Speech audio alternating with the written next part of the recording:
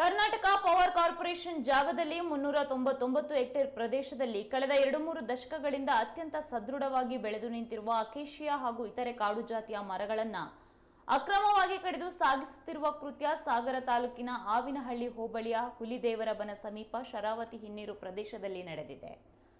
ವಿಷಯ ತಿಳಿದು ತೀವ್ರ ಅಸಮಾಧಾನ ವ್ಯಕ್ತಪಡಿಸಿರುವ ಸಾಗರ ತಾಲೂಕು ಪಂಚಾಯಿತಿ ಮಾಜಿ ಅಧ್ಯಕ್ಷ ಮಲ್ಲಿಕಾರ್ಜುನ್ ಹಕ್ರೆ ತಕ್ಷಣ ಸಾಗರ ಅರಣ್ಯ ಉಪಸಂರಕ್ಷಣಾಧಿಕಾರಿಗಳಿಗೆ ವಿಷಯ ತಿಳಿಸಿ ಕಾಡುಗಳ್ಳರ ವಿರುದ್ಧ ಕಠಿಣ ಕ್ರಮಕ್ಕೆ ಆಗ್ರಹಿಸಿದವರು ಹುಲಿದೇವರಬನ ಸಮೀಪ ಕೆಪಿಸಿ ನಿಗಮದ 399 ಹೆಕ್ಟೇರ್ ಪ್ರದೇಶಕ್ಕೆ ಗ್ರಾಮಸ್ಥರೊಂದಿಗೆ ಭೇಟಿ ನೀಡಿ ಪರಿಶೀಲಿಸಿದರು.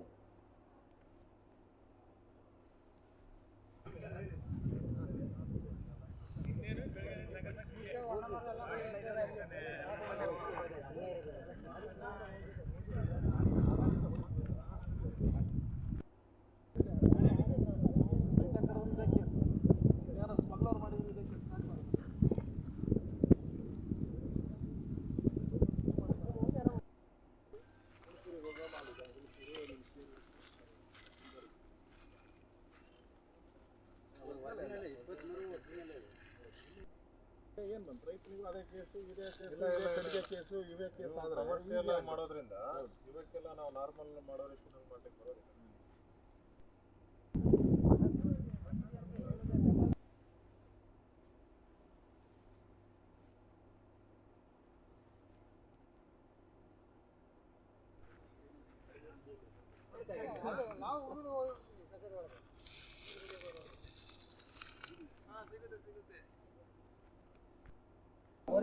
ಕೆಪಿಸಿ ನಿಗಮದ ಭೂಪ್ರದೇಶದ 399 ಹೆಕ್ಟೇರ್ ವ್ಯಾಪ್ತಿಯಲ್ಲಿ ಯಾವುದೇ ಸ್ಥಳೀಯ ನಿವಾಸಿಗಳ ಮನೆ ಅಥವಾ ಖಾಸಗಿ ಭೂಮಿ ಇಲ್ಲವಾದ್ದರಿಂದ ಅಕ್ರಮ ಮರ ಕಡಿತಲೆ ನಡೆಸಲು ಕಾಡುಗಳ್ಳರಿಗೆ ಅತ್ಯಂತ ಉತ್ತಮ ಅವಕಾಶವಾಗಿದೆ.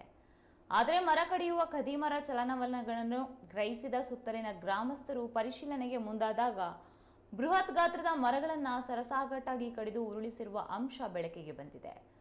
ಅರಣ್ಯ ಅಕ್ರಮ ಕಡಿತಲೆ ಪ್ರಕರಣದ ಮಾಹಿತಿ ಪಡೆದ ಸಾಗರ ತಾಲೂಕು ಪಂಚಾಯಿತಿ ಮಾಜಿ ಅಧ್ಯಕ್ಷ ಮಲ್ಲಿಕಾರ್ಜುನ್ ಹಕ್ರೆ ಮಾತನಾಡಿ, ಇದೊಂದು ದೊಡ್ಡ ಅರಣ್ಯ ಲೂಟಿ ಪ್ರಕರಣವಾಗಿದೆ. ಕಾಡುಗಳ್ಳರ ಅತ್ಯಂತ ವ್ಯವಸ್ಥಿತ ಯೋಜನೆಯಾಗಿದ್ದು, ಇಲ್ಲಿನ ಅಕೇಶಿಯಾ ಮತ್ತು ಇತರೆ ಅರಣ್ಯ ಜಾತಿಯ ಮರಗಳನ್ನು ಕಡಿದು ಕೇರಳಕ್ಕೆ ಸಾಗಿಸುವವರ ಕೃತ್ಯವಾಗಿದೆ ಎಂದು ದೂರಿದ್ದಾರೆ.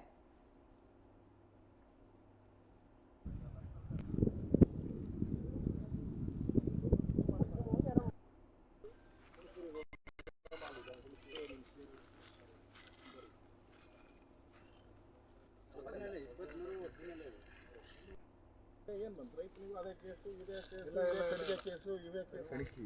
ಇದು ಕೆಪಿಸಿ ಲ್ಯಾಂಡ್ ಒಂದು 399 ಹೆಕ್ಟೇರ್ ಪ್ರದೇಶ ವ್ಯಾಪ್ತಿಯಲ್ಲಿ ಈಗ ಅಕೇಶಿಯ ಮರಗಳನ್ನು ಕಡಿದಿದ್ದಾರೆ. ಜೊತೆಗೆ ಕಾಡು ಜಾತಿಯ ಮರಗಳು ಅನೇಕ ಹೋಗಿದ್ದಾವೆ ಅಂತಕ್ಕಂಥದ್ದು ಊರಿನವ್ರು ಹೇಳ್ತಿದ್ದಾರೆ. ಜೊತೆಗೆ ಗಂಧ ಮತ್ತು ಬೀಟೆನೂ ಸಹಿತ ಕಟ್ ಮಾಡಿದ್ದಾರೆ ಅಂತಕ್ಕಂಥದ್ದನ್ನು ಹೇಳ್ತಾ ಇದ್ದಾರೆ. ಅದನ್ನು ಸಹಿತ ಪರಿಶೀಲನೆ ಆಗ್ತಾಯಿದೆ.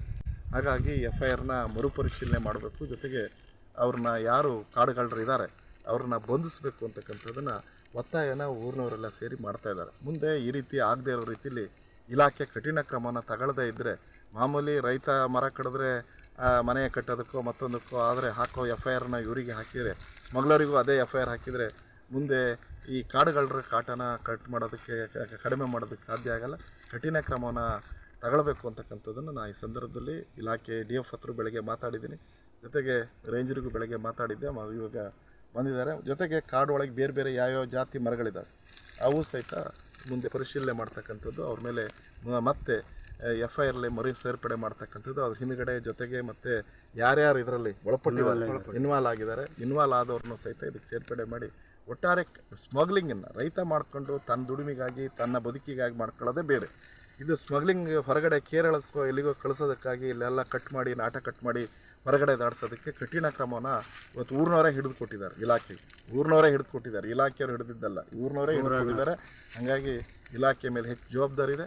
ಅವರು ಅದನ್ನು ಸರಿಯಾದಂಥ ರೀತಿಯಲ್ಲಿ ನಿಭಾಯಿಸಬೇಕು, ಅವರನ್ನು ಅರೆಸ್ಟ್ ಮಾಡಬೇಕು ಅಂತೇಳಿ, ಕಳ್ಳರನ್ನ ಅರೆಸ್ಟ್ ಮಾಡಬೇಕು ಅಂತೇಳಿ ಒತ್ತಾಯಿಸ್ತೀವಿ. ಇದು KPC ಲ್ಯಾಂಡ್ ಅಂತ ಹೇಳಿದೆ. KPC ಲ್ಯಾಂಡ್ ಇರೋದ್ರಿಂದ ಈ ಫಾರೆಸ್ಟ್ ಜಾಗ ಇದ್ದರೆ ನಮ್ಮವ್ರು ನಾವು ಪೆರಾಮುಲೇಷನ್ ಮಾಡ್ತಿರ್ತೀವಿ. KPC ಜಾಗ ಇರೋದ್ರಿಂದ ಹಿಂಗೆ ಸ್ಥಳೀಯರ ಮಾಹಿತಿ ಅಥವಾ ನಾನು ಆ ಜಾಗದ ಓನರ್ ಯಾರು ಇರ್ತಾರಲ್ಲ, ಸಂಬಂಧಪಟ್ಟ ಸಂಸ್ಥೆಯವರು ಅವ್ರು ಯಾರಾದರೂ ಮಾಹಿತಿ ಕೊಟ್ಟಿರಬೇಕಿತ್ತು. ಅದು ಮಾಹಿತಿ ಇಲ್ದಂಗಿದ್ರೂ ಇಲ್ಲಿ ಲೋಕಲ್ನವ್ರ ಮಾಹಿತಿ ತೊಗೊಂಡು ಇಲ್ಲಿ ಬಂದಿದ್ದೀವಿ. ಮೇಲ್ನೋಟಕ್ಕೆ ಇಲ್ಲಿರ್ತಕ್ಕಂಥ ಮರಗಳೆಲ್ಲನೂ ಕೂಡ ಇದು ಅಕೇಶಿಯಾ ಹರ್ಕ್ಯುಲಿಫಾರ್ಮಿಸ್ ಮರ ಇದೆ. ಒರಿಜಿನಲ್ ಮರಗಳು ಅವನ್ನು ಕಡ್ದಿದ್ದಾರೆ. ಸಂಬಂಧಿಸಿದಂತೆ ಪ್ರಕರಣವನ್ನು ದಾಖಲಿಸಿದ್ದೀವಿ. ಆದರೆ ಆರೋಪಿ ಸುಳು ಕೂಡ ಸಿಕ್ಕಿದೆ. ಎಲ್ಲಿದ್ದಾನೆ ಅಂತ ಗೊತ್ತಾಯಿತು ಅಂತಂದರೆ ಅವನ್ನ ಬಂಧಿಸ್ತಕ್ಕಂಥ ವ್ಯವಸ್ಥೆ ಮತ್ತು ಮುಂದಿನ ಕಾನೂನು ಕ್ರಮ ಜರುಗಿಸ್ತೀವಿ. ಸರ್ ಟೋಟಲ್ ಎಷ್ಟು ಜನ ಇದ್ದರು ಏನಾದ್ರು ಮಾಹಿತಿ ಇದೆಯಾ? ಅದರ ಬಗ್ಗೆ ಒಬ್ಬರು ಮಾಡಿರ್ಲಿಕ್ಕಿಲ್ಲ. ಇದು ಸುಮಾರು ಒಂದು 4-5 ಜನ ಸೇರಿ ಈ ಕೃತ್ಯ ಎಸಗಿರ್ಬೋದು. 4-5 ಜನ ಒಬ್ಬರು ಅವ್ರು ಸಿಕ್ಕರು ಅಂತ ಹೇಳಿದ್ರೆ ಉಳಿದವರು ಕೂಡ ಯಾರ್ಯಾರಿದ್ದಾರೆ ಅನ್ನೋ ಮಾಹಿತಿ ಸಿಗುತ್ತೆ.